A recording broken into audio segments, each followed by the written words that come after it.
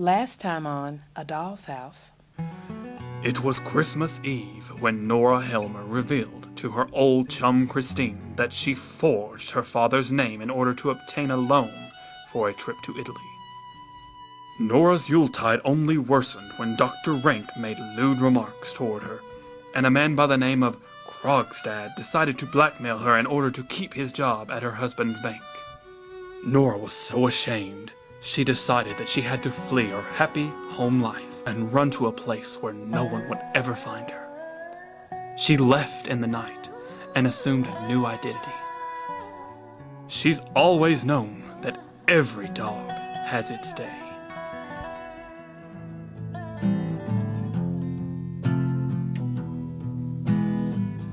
One monkey don't stop the show. One monkey don't stop the show. One monkey don't stop the show. Oh, so get on board. One monkey don't stop the show.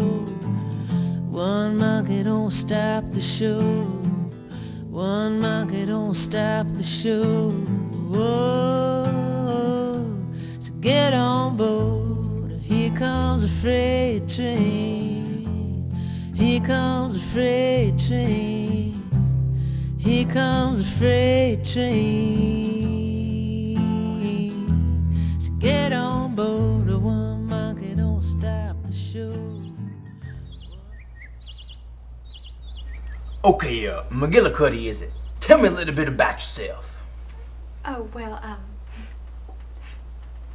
yeah, I'm new in town, and I'm just looking to find myself a job. I'm used to work. I make a nifty paper crane, and I stuff envelopes with the best of them. Those are fine credentials, but have you ever worked with food? Well, yes. I used to make my family 3 square meals a day, and I've often distributed homemade macaroons. And where's your family now? Oh, they all died. It was a terrible crash that killed them all instantly and left me familyless. So how are you at counting out change? My husband was a banker, and before his gruesome death, he taught me everything I know about money. You know, girlie, you're full of merriment. I hate merriment. Oh, well, I suppose I could call an exorcist. No. I'm gonna hire you anyway. Report to work tomorrow at 4:30 in the a.m. But why so early? We gotta get the eggs from all the chickens and milk the cows and goats, of course.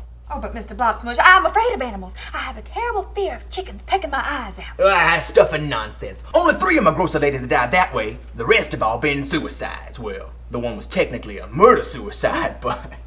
Anyway, welcome to Blobsmushes. Since Nora left without any money at all, she was only able to afford a modest studio apartment in downtown Busheltown. It had no lock on the door, which caused Nora to whimper all night long in fear of thieves, murderers, and soul snatchers. Who is it? Are you armed? No, silly, it's just old Ethelmark's coppergift from upstairs. Well, come on in, Ethel.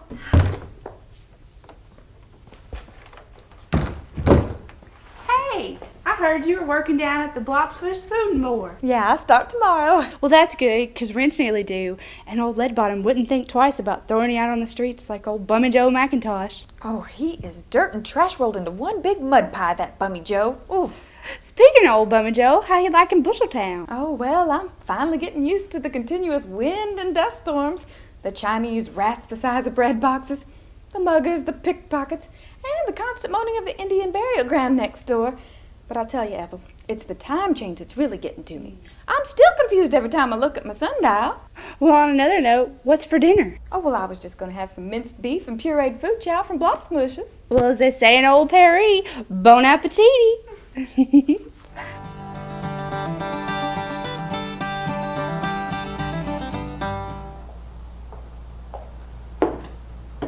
Mr. Blobsmush? Mr. Blobsmush? Where have you been? I have been waiting for you for over an hour. The chickens have been popping eggs all night, and the cows' teats are busting. Well, I wanted to look presentable for work. I'm sorry. Yeah. Well, cut the jibber jabber and get together in eggs, missy.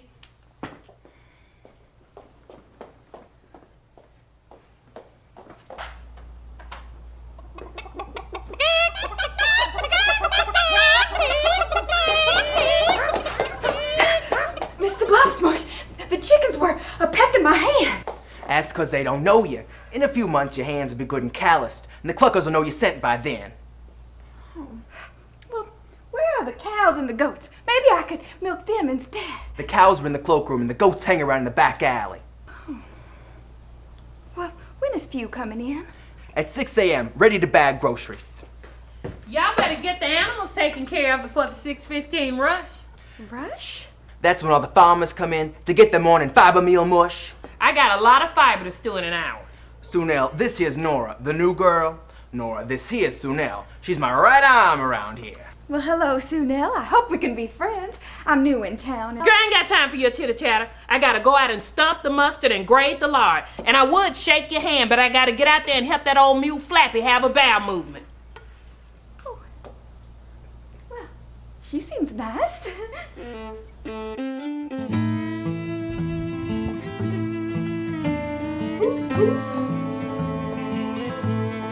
Give me all your squabbles! Oh, my what? Squabble! And make haste, woman! Oh, help! Help! This sycophant is trying to make away with all my precious squabbles! Leave the lady alone, thief! I've worked hard all day for these squabbles, and you're not getting away with them, you dirty old boob! I'll cut you, you bum! And you too, you lady goody-goody!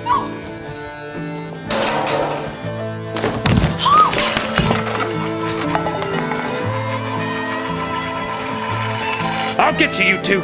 You can bet dollars to hash on that.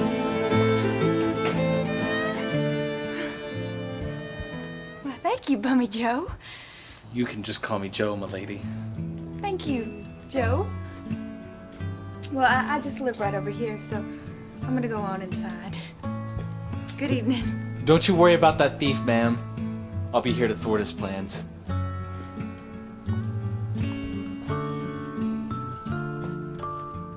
Let's see here, Mrs. Potter Butter Churn. Looks like you have 8 bags of feed, 4 cans of sweet prunes, 16 pounds of grain, 2 ears of corn, and 2 buckets of rye. Will there be anything else? Oh, no, thank you. You've been ever so helpful. I should tell Mr. Blopsbush in the morning of your extraordinary hospitality. Oh, well, thank you. Your total comes to 4 squabbles. Oh, Your rye buckets are strapped to the hooves of your buffalo pony. oh, well, thank you, Few. Here's a nice shiny wooden nickel for your trouble. Thanks, Mrs. Potter Butter Churn. I'm saving for a new mandolin. Well, toodaloo. Phew, Satchelback, what in blue blazes is a mandolin? It's a magical piece of thing. It's like a banjo, but smaller and more stupendously exquisite. Oh, Phew, hold on to your dreams, for it's only in dreams that we are truly awake. Yes, ma'am. Was that Mrs. Potter Butter Churn in here? I could smell the squabbles from the kitchen.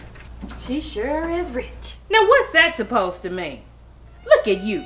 You need to stop being jealous and appreciate what you have for a moment. You got about as much sense as that old mule Flappy. Oh, well, I didn't mean anything by it. I know your secret, Miss Nora. My secret? Well, I don't. Why do you dislike me? You don't know. You don't know why I don't like you. No. That's for me to know and you to find out, Miss Nosy.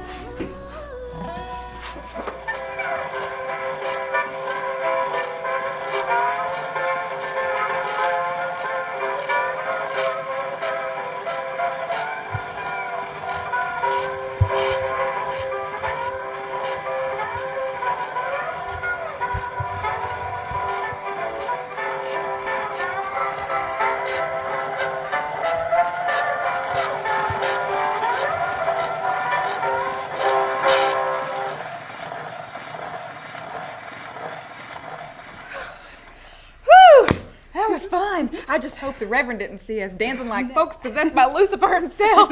No, don't worry. Tonight's the night Reverend Waxton's down at the leper colony, helping out, killing lepers. Yeah. Ethel, now I need to dye a wool blouse I wove this afternoon. I just want to look real special for work tomorrow when the shipment of fertilizer comes in. Oh, well, Nora, I was wondering if instead we could have a deep, intimate conversation. Well, I guess I could dye another day. What's up? Well, I just wondered sometime if you missed your husband or your children, that died in that big fireball explosion.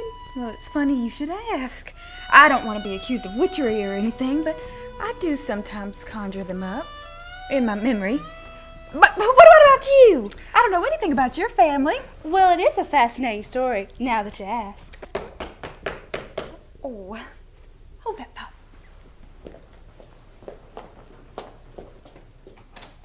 Oh, Nora! I thought this was a governor's ball. I didn't think he lived in a slum like this, though. Oh, Mrs. Potter Butterchurn, the governor's mansion is on the other side of Busheltown. You need to go 1 street over and 2 houses down, and then you'll be there. Oh, well, as they always say, the right man for the job is a woman. Perhaps maybe one day we can do more than just charter a buggy together. I'll write Mr. Blotbush in the morning and tell him what a valuable asset you are.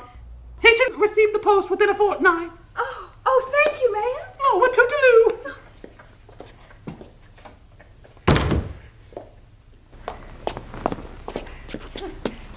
Now, back to your life story. Well, it involves pirates, thieves, intrigue, deception, conspiracy, and trickery. You better sit down. Oh, I am sitting down.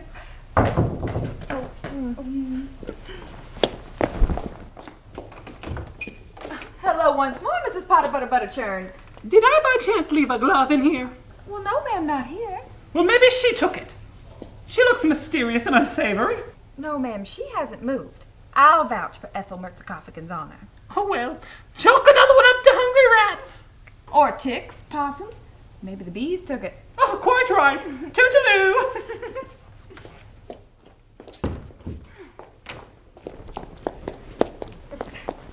So Anyway, Ethel, the point is this.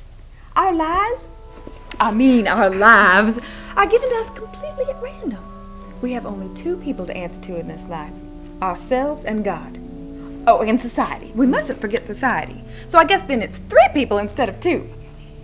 So, in this ultra-modern age, where horses pull buggies full of grain, and Morse code is tapped out on wires, and fresh milk is delivered every morning, with the cream still on top. Danger lurks around every corner. So when you go back upstairs tonight, carry this big stick with you. Nora, our talks are always so nice. You're such a grand friend to me. Busheltown needed you. Oh!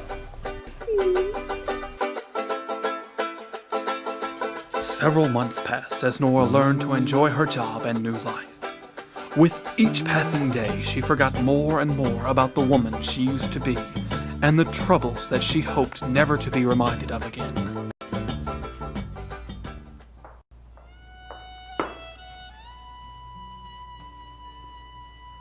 Oh, my, well, Christine, what are you doing here? The president of the bank sent me all the way down here because Blopsmush is famous for his rye. Well then, how many bushels would you like? Is that all you got to say to me? Yes. I want to leave my old life far behind me, and I don't want anything to do with any of you anymore. And I don't want you coming in here involving yourselves in my business. Busheltown is my town! That's fine, Nora. But I hope Blopsmush's rye becomes infested with maggots and I won't see you again until you die. Then you become so dead you're alive. Oh! What's going on? Who was that woman? Oh, it was just an insane water witch come from the murky depths to haunt my happy life. Well, whoever it be, you best be courteous if you want the promotion I'm thinking about giving you. Promotion? Me? If all goes well, I'm gonna make you assistant Blopsmush manager in charge of feeding rye. And not only the title sounds good, but you're also gonna be taking home an extra half squabble a week.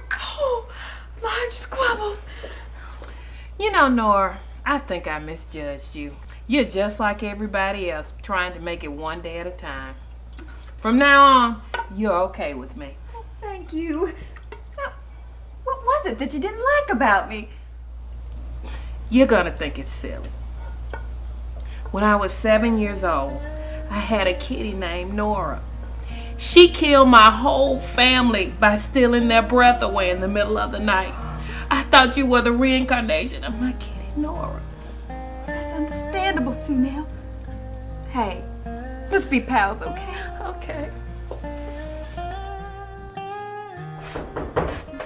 Hey, Nora?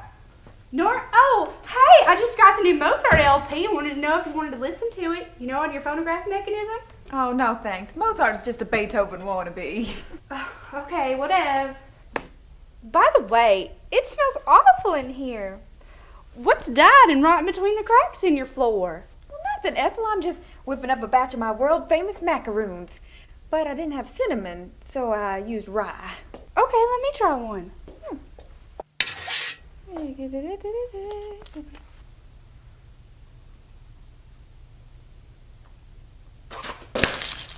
Oh, kind of tastes like peanut butter and toe jam on a rye bun. Oh, now, Ethel, that can't be that bad.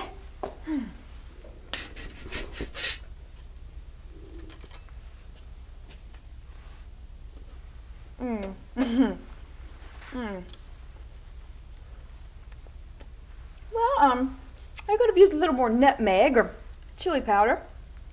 I like the rye, though. By the way, who are these for? Oh, just for a special friend that's been keeping the boogie spookies away. Who? Sharky Leadbottom? Why, he hasn't fumigated in months. No, Bummy Joe. What? That scumbucket? Why, he's as useless as a squabble buried in a pound of rye. Now, Ethel, we are all God's creatures. Well, some of us are better than others. No! Now, if there's one thing I've learned in these many months, it's that from the lowest dirt-covered street rat like Bummy Joe to the highest rich heiress like Beatty McJazzy, we are all the same. Well, you will be giving Miss Beatty a run for her money with your highfalutin job down at Blopsmush's. Oh, Ethel, I haven't saved enough money in my pay baskets to pay my rent, and if Sharky... Open up, Mrs. McGillicuddy. I'm here for the rent. The rumors are all around town of you getting that snooty raise down at the food store. Oh no, do you have the squabbles to pay him? Not until next week. What are we gonna do? I don't know, Ethel. Wait, I have a plan that's sure not to fail. Oh, come in, Mr. Leadbottom. What is that hideous funk? Oh, I'm just making macaroons. Would you like to try one? Why, yes. Macaroons are my favorite delicacy on this big flat planet of ours.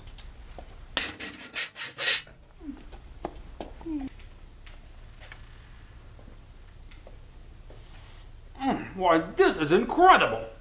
I love the rye. Could use more nutmeg, though. You uncouth wench. Oh! Mr. Leadbottom, how dare you! No, how dare you be 6 days late with the rent.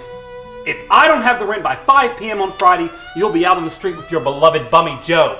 Oh, you'll have your money, but leave Joe out of this. Oh, Nora, how are you gonna get the money to pay him? I'll have to think of something. I have to.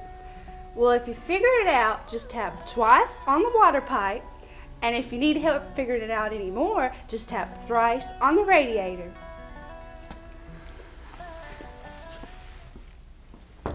Oh, Ethel, did you think of something? Why, Joe. How nice to see you.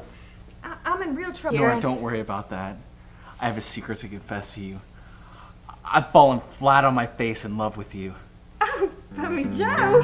Oh, but macaroons! I'm in love with you. You said it there. Anyone can see. What is it with you? You said it there. Just take it from me. It was not a chance meeting. Feel my heart beating. You're the one.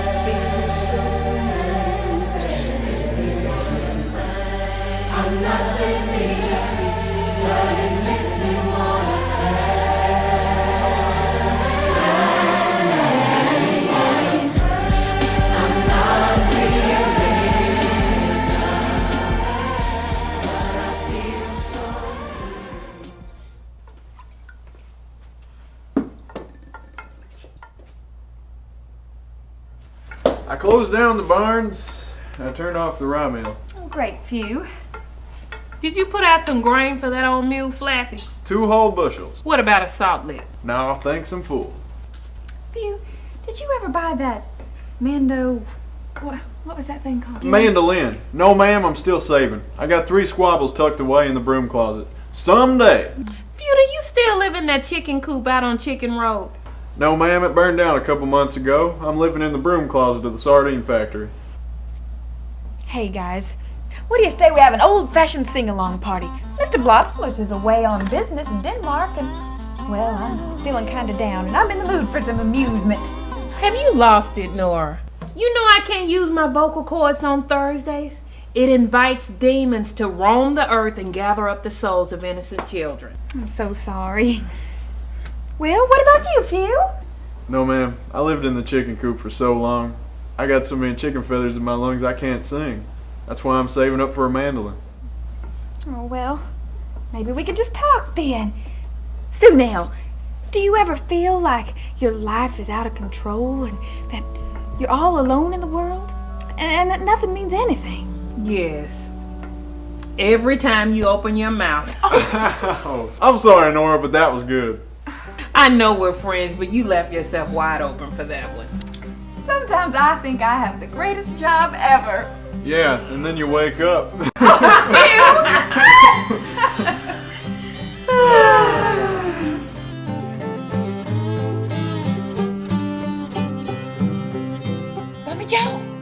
Bobby Joe, open up, it's me. Come on in, Nora.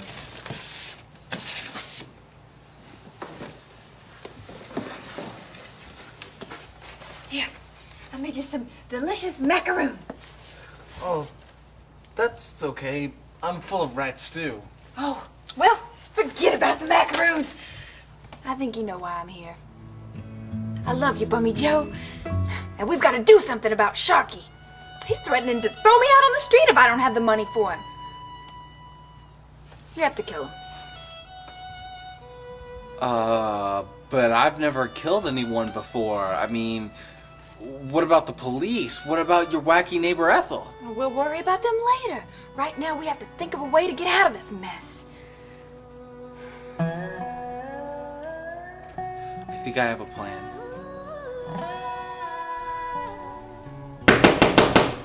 Nora! Nora, I know you're in there! If you don't open up this door in the next 17 seconds, I'm gonna come in there and get the squabbles that rightly belong to me! Nora!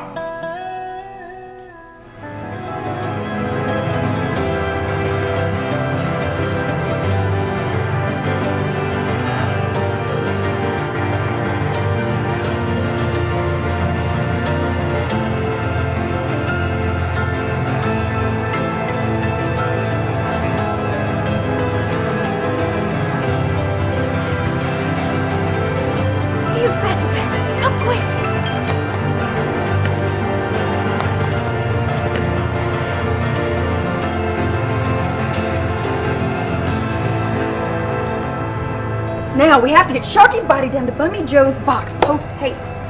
Ethel's due to start screaming for Constable DeBrieth any minute. I'm not so sure about this, Miss Nora. Phew, do you want your squabble and a half or not? Yes, ma'am. Then get to it.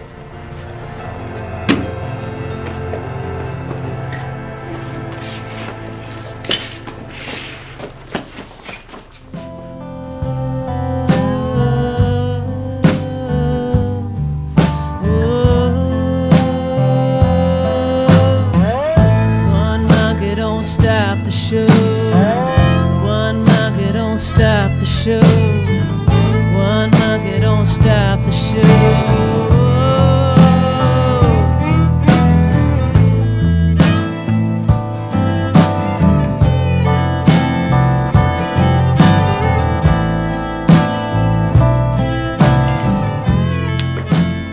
Nora,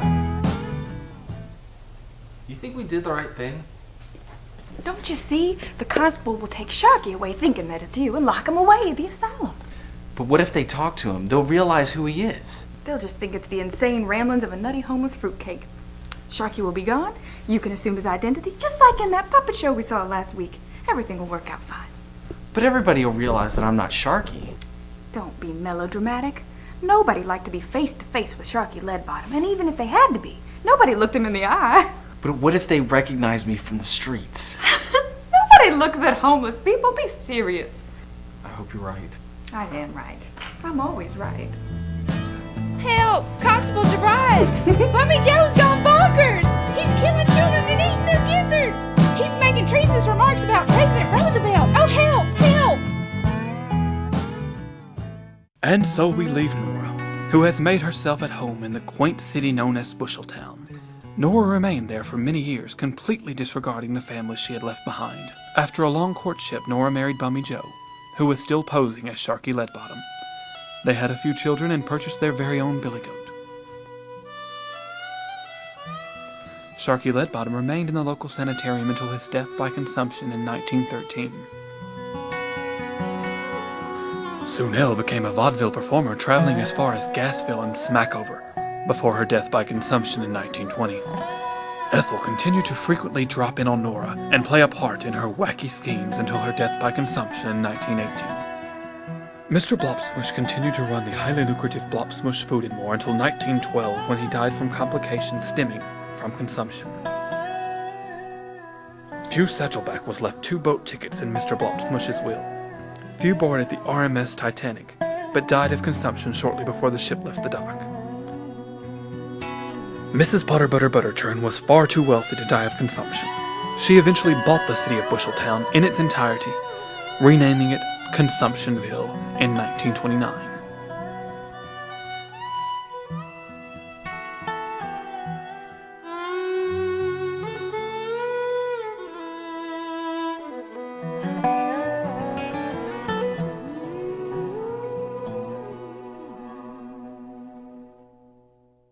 Like a country morning, all smothered in dew.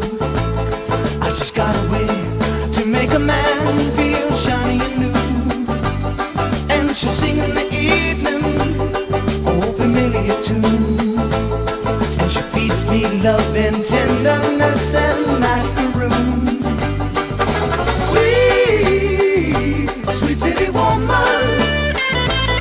I can see your face, I can hear your voice, I can almost touch you. Sweet, sweet city woman, on my banjo. I got a lot of fiber to stew before six. I got a lot of fiber to mush in an hour. Fiber to stew in an hour. I don't know what's next. Nora, I closed down the barns and I turned off the sawmill. Rye mill. Fiber to stew in an hour. Sunel, this is Nora, the new girl. Nora, this I got a lot of stewing to do in an hour. No, do it again. I got a lot of fibers doing now. I'll have to tell Mr. Bush in the morning. I'll write him a letter. Stew in an hour. Nora. Hello, I don't have time for your chitter chatter. I gotta stomp the mustard and grate the lard. Well, hello. I don't have time for your chitter chatter. I gotta cut the mustard.